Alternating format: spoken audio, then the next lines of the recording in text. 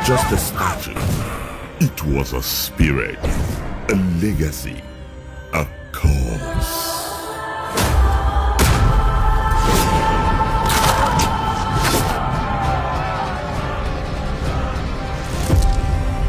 What's the problem? Masquerade cannot perform miracle in another 1 year. Another 1 year?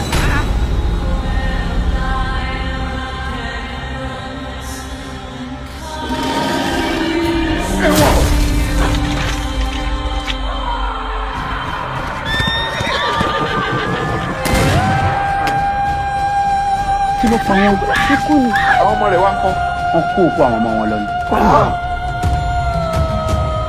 Kí ni ohun tí aláwọ̀ dúdú gbà lọ́wọ́ èbó aláwọ̀ funfun tó fi jẹ́ pé kí wọ́n mọ̀ kó wa lẹ́rù nìkan ni mò ń sìn wọ́n.